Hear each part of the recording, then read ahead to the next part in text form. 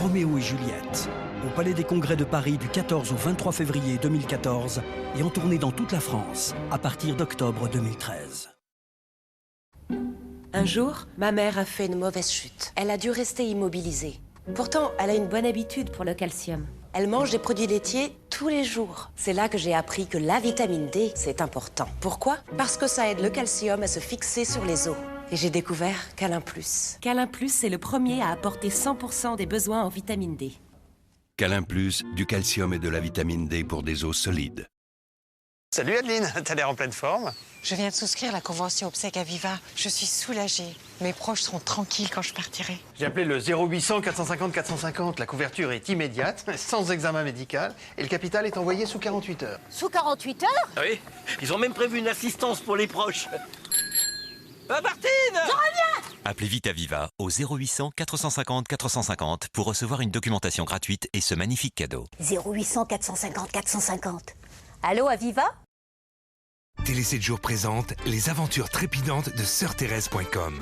Une série pleine de rebondissements à ne pas manquer. Cette semaine, le DVD numéro 1, 4,99 € seulement, en plus de Télé 7 jours.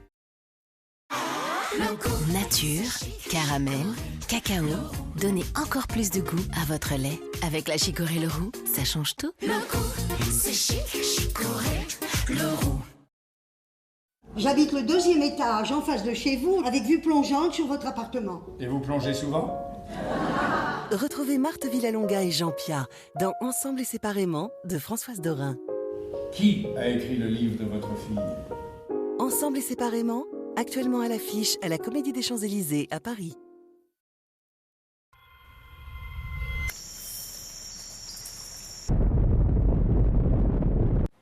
La mucoviscidose est une maladie génétique invisible qui détruit progressivement les poumons et le système digestif.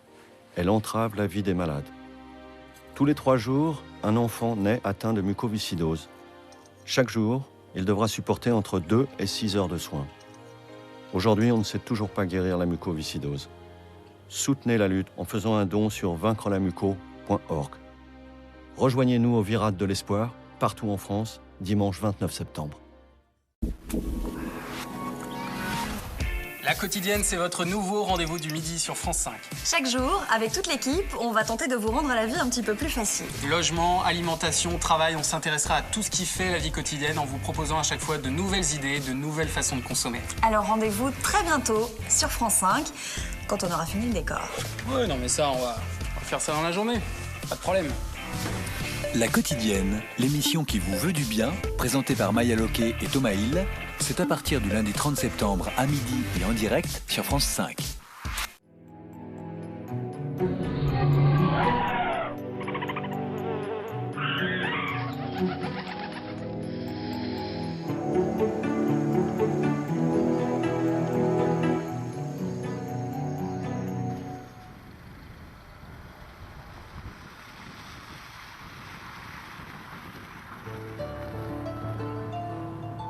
Agressif, puissant et rapide, le buffle, de la même famille que les taureaux, en a le même caractère.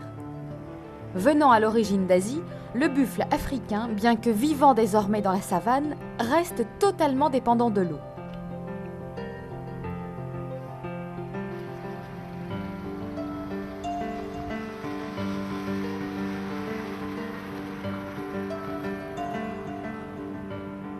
C'est en réalité un animal grégaire et très sociable qui vit en groupe immense afin de protéger les plus faibles contre les attaques des prédateurs.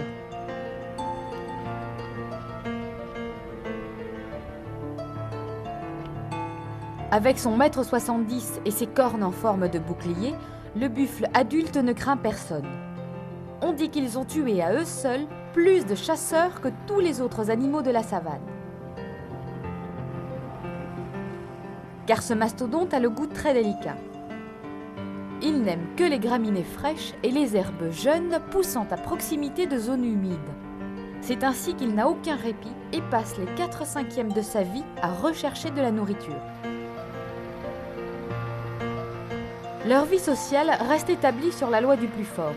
Il leur faut se reproduire vite car leur métabolisme, coûteux en énergie, ne leur permet pas d'avoir des vies très longues.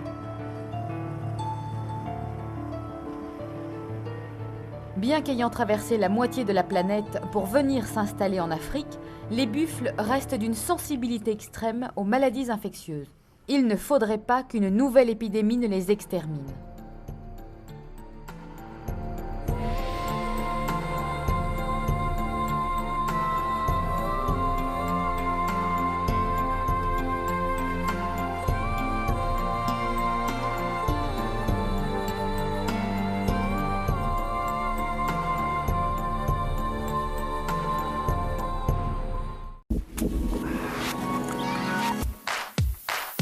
Un vent de rigueur souffle enfin sur la rédaction de C'est à vous. Avec Anne-Sophie, C'est à vous, allez retrouver le chemin de la crédibilité journalistique. Vous vous couchez très tôt? 22h30, 23h. Très bonne la question, Stéphane. Et alors, qu'est-ce qu'il aime? Qu'est-ce qu'il mange? La rillette, il fait très bien la rillette. On sent bien le virage éditorial. Investigation, regard critique et questions qui tuent, c'est ici que ça se passe. Anne-Sophie Lapix présente C'est à vous, du lundi au vendredi à 19h, en direct sur France 5.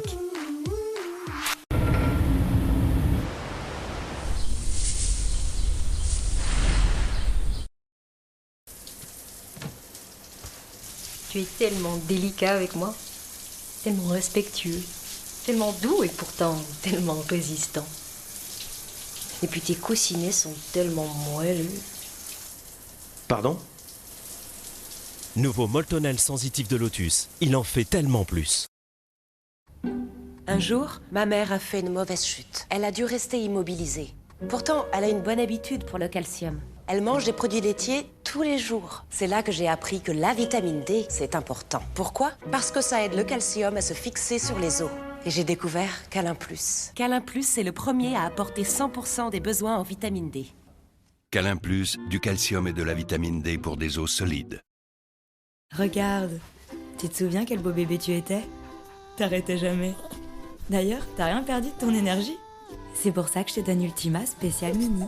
Ultima Spécial Mini aide votre petit chien à garder toute son énergie et à renforcer ses défenses naturelles, quel que soit son âge. En plus, tu adores Ultima. Ultima, nutrition optimale. Découvrez aussi les aliments Ultima spécifiques pour les principales races de petits chiens. Mamie, t'as rendez-vous chez le docteur. La dégénérescence maculaire liée à l'âge, ou DMLA, est une maladie de l'œil qui peut toucher toute personne de plus de 50 ans. Si vous attendez trop, vous risquez une baisse rapide de votre vue. Mamie, on va regarder tes yeux. Si en cachant chacun de vos yeux, vous voyez les lignes droites se déformer, ou une tache noire apparaître au centre de votre vision, prenez vite rendez-vous avec votre ophtalmologiste. Mamie, il faut que t'appelles le docteur des yeux. La DMLA se soigne mieux lorsqu'on la traite rapidement. DMLA, n'attendez pas. Télé 7 jours présente Les aventures trépidantes de SœurThérèse.com. Une série pleine de rebondissements à ne pas manquer. Cette semaine, le DVD numéro 1, 4,99 € seulement, en plus de Télé 7 jours.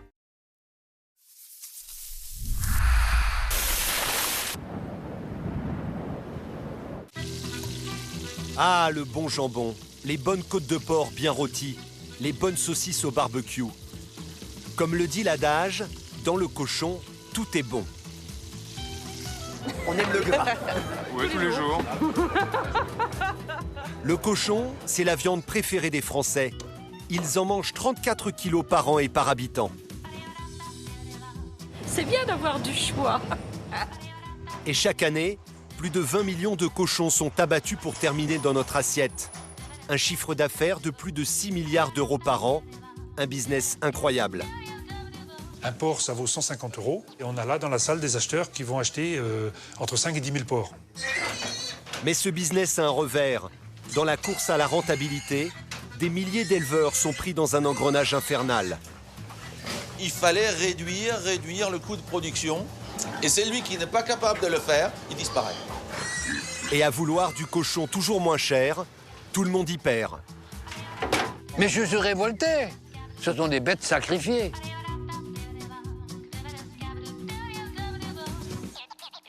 Alors, où en est le cochon aujourd'hui?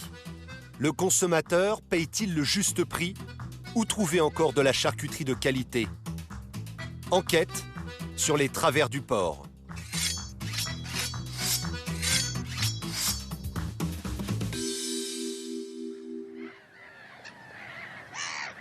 Notre voyage dans le monde du cochon commence en Bretagne, au cœur de la plus grosse région productrice de viande de porc.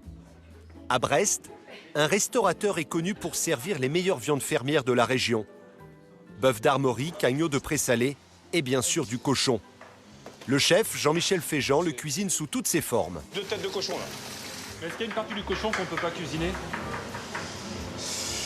Je dirais la queue, et encore. Tout est bon dans le cochon. Dans ses frigos, Jean-Michel cache une viande rare qu'on ne trouve qu'en Bretagne, le porc blanc de l'Ouest. Une viande très réputée pour sa saveur persillée.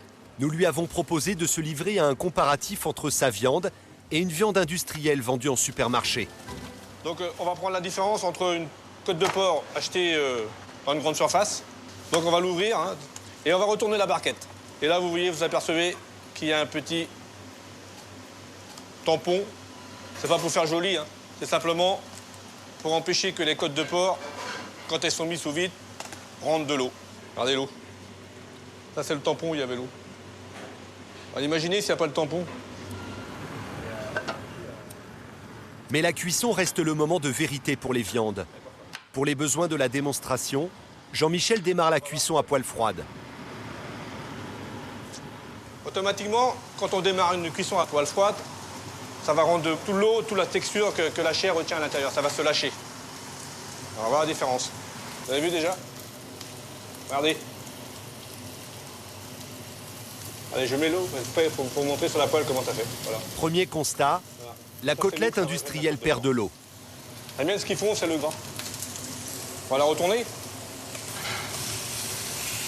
Une côte de porc, ça ne mange bien cuite.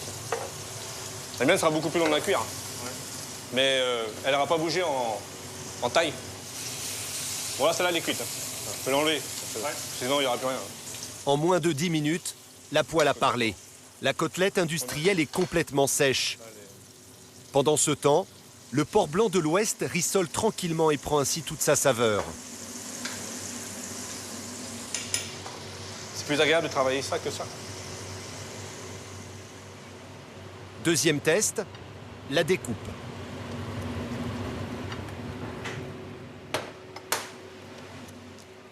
Du caoutchouc, pratiquement. Et alors, je vous dis pas au niveau du goût, quoi. Un morceau de la côte de porc. Vous avez vu cet aspect toujours un peu rosé. Pour à la base le même animal, quoi. À la base c'est quand même du cochon, quoi. Sauf que là il y a un cochon industriel et un cochon fermier. Là vous avez du chewing-gum, là vous avez une viande tendre. Après il y a toujours le coût du produit, mais il vaut mieux manger un produit un peu plus cher que manger une côte de porc comme ça, où ça n'a aucune saveur, aucun goût. Justement, le goût, parlons-en. La troisième épreuve se déroule dans la salle bondée du restaurant. Nous proposons un test auprès des clients. Et après quelques bouchées, le verdict est sans appel. Celle-ci est très goûtée. Elle est déjà moins sèche, elle est plus goûtée. C'est moelleux. C'est moelleux. La grosse, ce serait artisanale et la petite, industrielle. Ah bon? Qu'est-ce qui vous fait dire ça? Ben, le goût, déjà. La forme, on retrouve jamais une côte comme ça dans le supermarché. Dans le supermarché, on n'aurait pas une grosse côte. Non, j'en ai jamais vu. Mais alors, où est passé le bon goût du cochon? La qualité de la viande aurait-elle disparu? Pas vraiment. C'est en Bretagne que nous avons déniché cette race introuvable dans les supermarchés, le porc blanc de l'Ouest. Aujourd'hui, ils ne sont plus qu'une dizaine d'éleveurs à le produire. 10 parmi les 7300 élevages industriels qui parsèment la Bretagne. Caché derrière ses grandes oreilles, ce porc est un chef-d'œuvre en péril. Va foutre le camp. Michel Keregeven est un défenseur de l'élevage de terroir, un défenseur du bon goût. Et sans lui, cette espèce aurait disparu. Ici, les cochons vivent en plein air, à leur rythme. Et c'est l'éleveur qui s'adapte. Ça ne viendra pas. Bah, pour ça, il faut faire... Ouais. Ce matin, c'est jour de reproduction. Mais Madame Latruy n'a pas envie de rejoindre son fiancé. Michel doit ruser pour la convaincre et se faire obéir. Un peu de farine au fond d'un seau et le tour est joué. Piégé par sa gourmandise, Latruy n'a plus qu'à le suivre. Pousse-toi, laisse. C'est bon, maintenant, elle sait plus, oui. Allez. Allons, Sophie.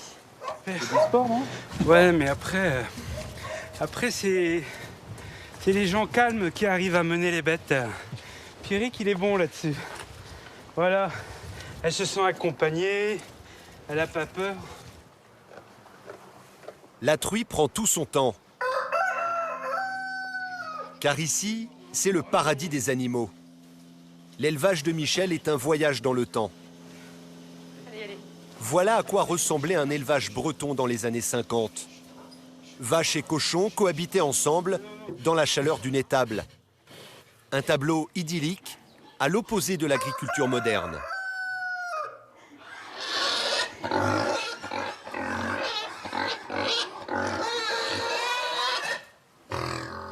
Moi, j'aime bien cette atmosphère de chaleur là, avec différents animaux. Ouais. Avec les poules, les vaches, les cochons. Ben, une ferme, c'est ça, hein, c'est pas autre chose.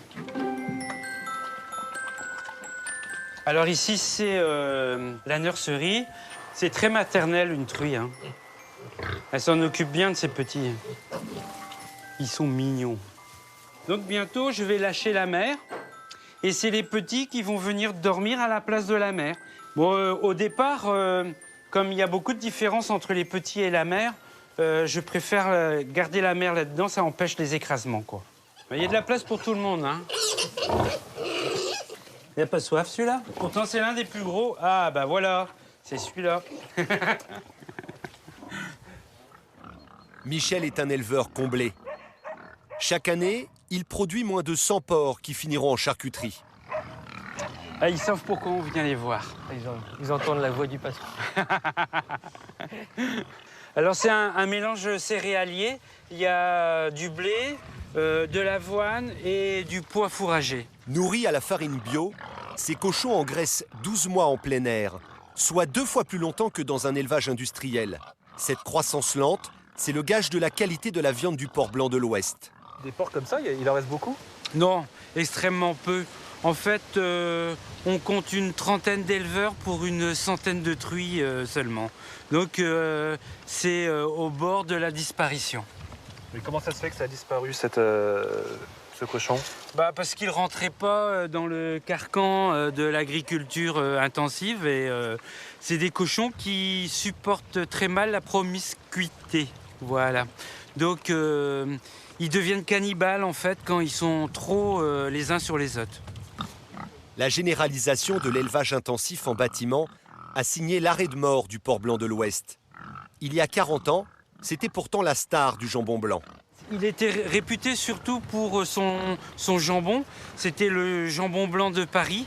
Il a été abandonné parce qu'ils ont trouvé des races plus prolifiques, qui faisaient plus de muscles.